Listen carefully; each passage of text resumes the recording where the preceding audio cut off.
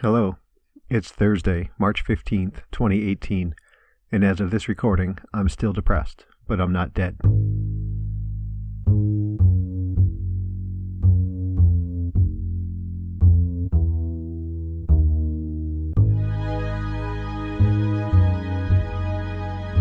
So way back in elementary school, there was a kid who went to school, same grade as me. His name was TJ. And I don't know, this probably was like third grade, fourth grade. And I found out that his first name was Terrence. No idea what the J was. This is a kid I kind of knew. He lived down the main street from us a little ways. Didn't know him that well. He was kind of I guess he was the bad kid of the grade.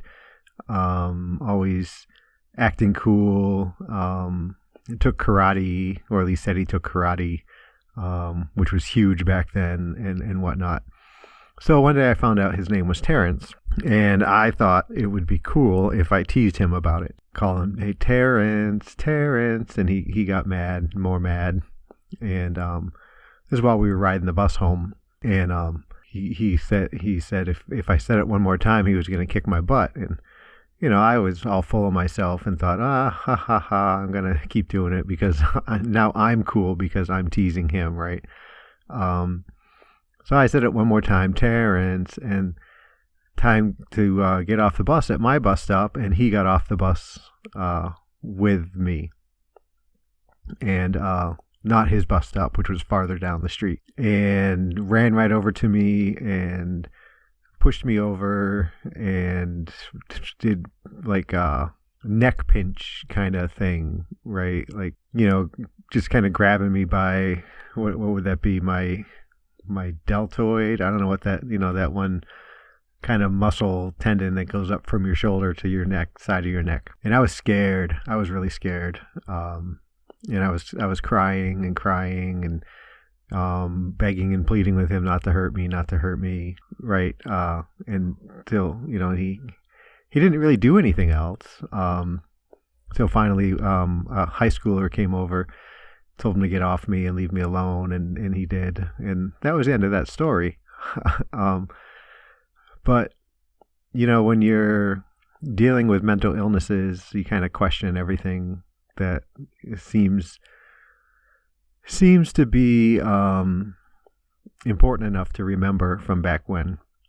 And that's a story that I kind of remember for the most part. Did that play a part in any of my mental illnesses? I don't know. When I think of avoidant personality disorder, I don't think that fits into there because he wasn't my friend. It wasn't like he betrayed me. In fact, I was being a jackass to him. And as far as depression, I don't know. I don't think so. But what do you guys think? Let me know. Maybe you've got some insight into how that messed up future JP somehow, some way. Yeah. So let's get on with the show, huh?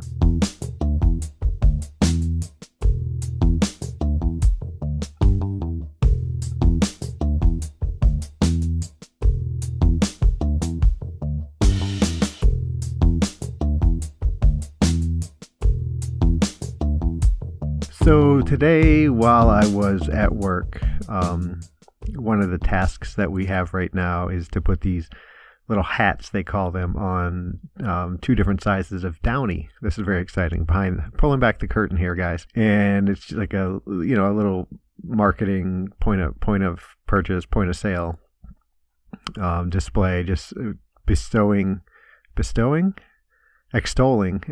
the virtues of Downy and why you should buy it over, the generic brand or anybody else's brand. So we have to put these little hats, they call them, over the caps. And, the store I was at today needed some, and so I started doing that.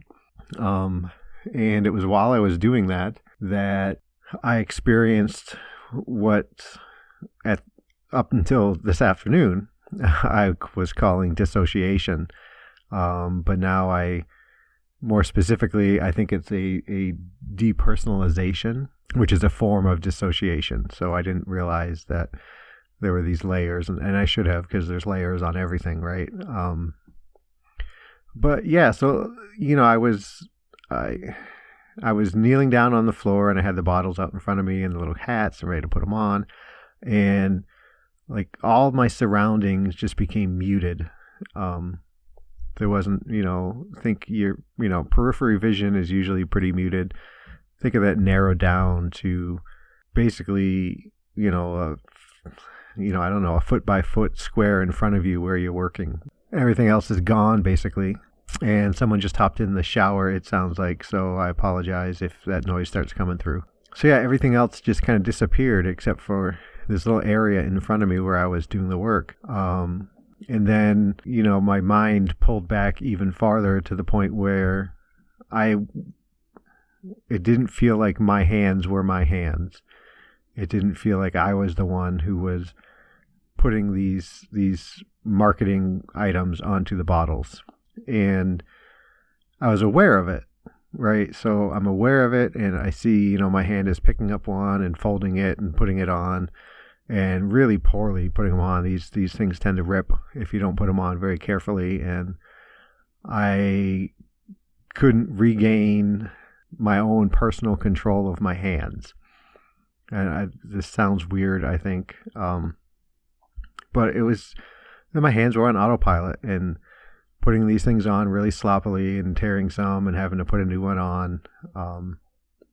But there wasn't anything I could really do about it. I was, like in a trance, we'll say. I've been struggling with how to describe this. Once I decided this is what I was going to talk about, I was trying to figure out the best way to describe it. And so I looked up some different things, and I'm gonna go over some. The Mighty is a website that is all about mental health, mental illnesses, and they have an article. They have an article titled 15 People Share What Depersonalization is Like, and I'm going to read a few of those later on. But yeah, it was like I was in a trance, and I've talked about this kind of dissociation before. I think I talked about it in terms of a basketball game that Nora and I were at, and it felt like I was in the back of my head, trying, looking out through my eyes. So there was only so much that I was able to focus on. I think if you're, standing in front of a window, you have the whole world you can see, and if you take some steps back from that window, there's only so much of the outside you can see now. And that's what it feels like when that occurs. And so I was struggling with this, and completely aware that it was happening, and completely unable to change it from happening. And I didn't hear anything. I didn't hear anybody walking around me, or noise and shopping carts and cash registers and things like that. All the normal sounds you might hear at a food store. I was completely oblivious to any of that, and this carried on until I put the last piece of material on the last bottle, and it was probably a dozen bottles or so. And once I did that, I kind of snapped out of it, and I kind of grabbed the remaining marketing materials to put back in my little satchel bag. And upon doing that, I felt like my hands were mine again. And, I stood to get up, and I felt like me for the most part. And that was the last little bit of work that I was doing in the store. And I had some time left over, and if any of my bosses are listening, stop listening now. And lately, since I've been dieting, if I get done at a store with a little bit of time left, I will walk the store to get some steps, burn a few extra calories here and there. And so as I started walking the aisles, I felt that same kind of visual acuity problem came back up, and I was really just focused on, really all I could focus on was space out in front of me down the aisle. I was very aware of the products on either side of me, kind of being somewhat in focus, maybe 15, 20 feet up in front of me.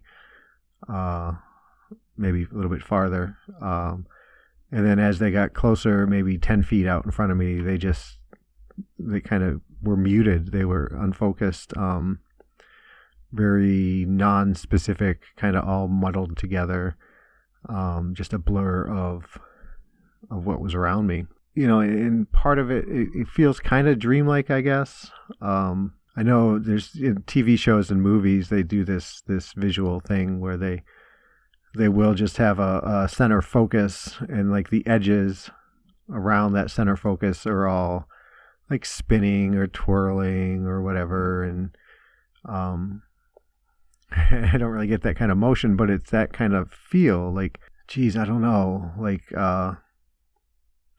think of like take a paper towel roll, and cover one eye and look through the roll with your open eye, and you can clearly see what's going on at the end where the light is, but everything up to that point is black. Now, instead of black, picture that just being muted colors, indiscernible objects all around you up into that point where you're able to focus and see what's going on. And this time I remembered something that Alex had told me in a previous session, when I first brought this up about the basketball game. And he said that a trick that a lot of people will use who have this kind of dissociation, we were calling it at the time, which is still accurate, just not as specific, I suppose. What trick that people will do is they will focus on a color at that point. Or he said some people carry around very strong mints, and when they feel this coming on, they put a strong mint in their mouth, and it kind of narrows their focus to something that is real, that's happening to them. And I focused on colors. Like I stopped and turned and faced the counters and said, okay, red Campbell soup bottle, can bottle, red Campbell soup can. Over here, pink label on water bottles. Over there, yellow cereal box. I would stop and do this as I was walking. And it would bring me back it helped bring me back into focus on what was going on around me. And I probably should have done it a little bit longer, at the first stop, because then I started walking and it reoccurred. Stopped and look at the water bottle this time, and start walking again, and then there was the cereal box or whatever. So there's a trick there, I suppose, that I don't. If I had been, if I'd recalled that earlier when I was putting the little hats on the bottles, maybe I could have pulled myself out of that. I don't know. So, what do I make of this? And, is it at a point where it was considered a disorder for me or not? I don't know. It interferes with my work at times, I suppose. It certainly interferes with my social life. I couldn't even count the number of kind of social experiences when I've been out with a group of friends, out with a single friend in a noisy environment when this has happened to me. And I feel like I can't focus on what's being said to me. I'm kind of on autopilot, and it's probably painfully obvious to the person I'm with or people that I'm with that I'm not fully grasping the things that they are saying. But I get that same kind of narrowing of visual focus, and kind of clouded mind, and that feeling of like pulling back inside my head. So it's clearly an issue in social interactions, and that may be related to the personality disorder or depression.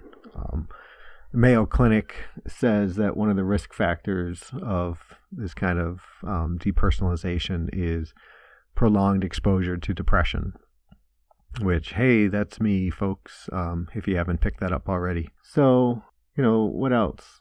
Something else that I've noticed that's occurred that I just kind of blow off because that's what I do. There are times when I'm in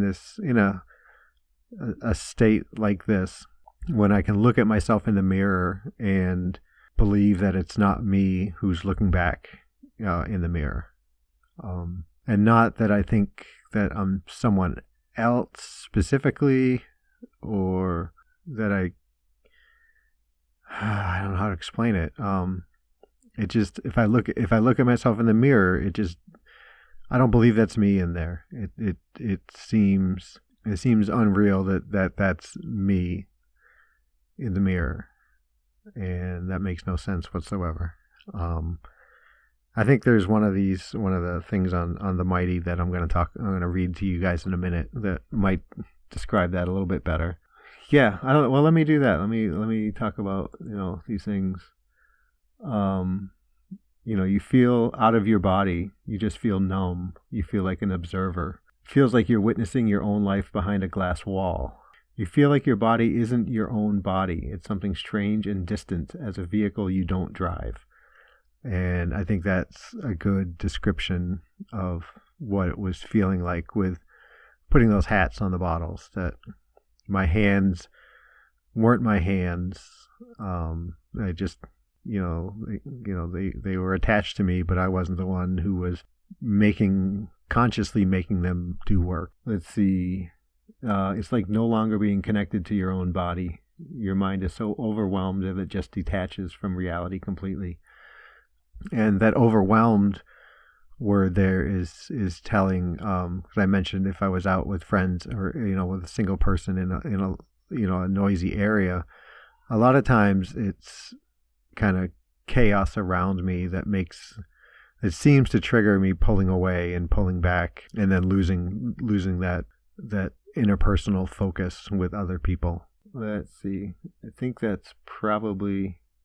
It's like I'm standing just behind and a little to the left of myself. And so that reminds me of what my feeling of kind of being farther back in my head. Like, my focus of consciousness isn't where it should be in my head. Yeah, I don't know. Do you guys experience this? I mean, dissociation can be, as mild as kind of daydreaming, or that thing where you're driving down the road, and all of a sudden you like snap to a consciousness, and you don't remember the last 2 miles, 3 miles of what you were driving. That's a form of dissociation, and that's kind of a common thing. It's a way for your mind to deal with boredom in those situations.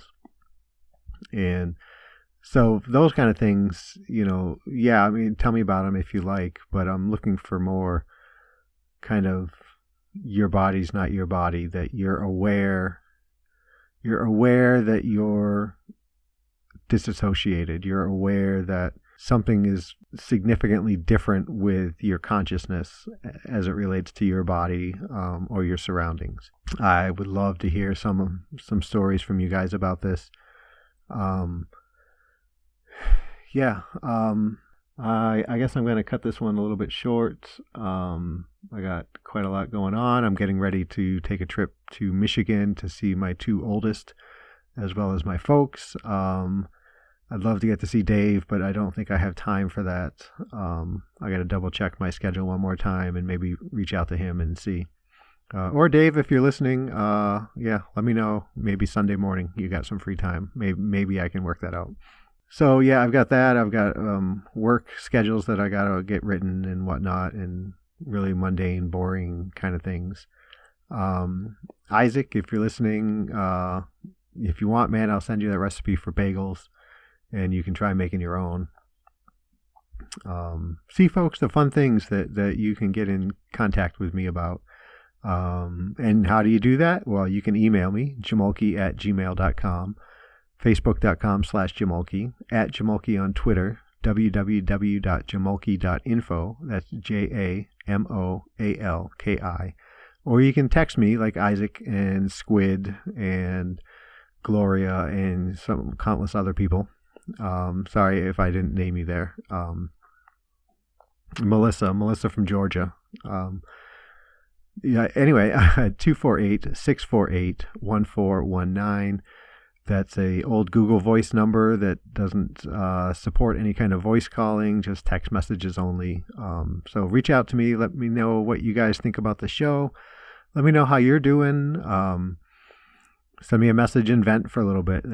I'm good with that too. And if you could do me a favor and head on over to iTunes and give me a 5-star review, or I gotta look this up if it's 4-star or 5-star. Leave a review. Give me a rating, high rating, preferably low rating if you feel that's what's validated. That's valid. Yeah, any of those things are great to help other people find the show, and that's really what I'd like to see happen is more people find the show and kind of build up on this community of just kind of reaching out and talking. And if messaging with me helps you, that's great. I am grateful and thankful that I can do that. But just hearing from you guys makes me feel a little bit better as the day goes on. So it's a win-win both ways, hopefully. So yeah, reach out, let me know, rate me high, woohoo, go me, and everybody be safe and be well.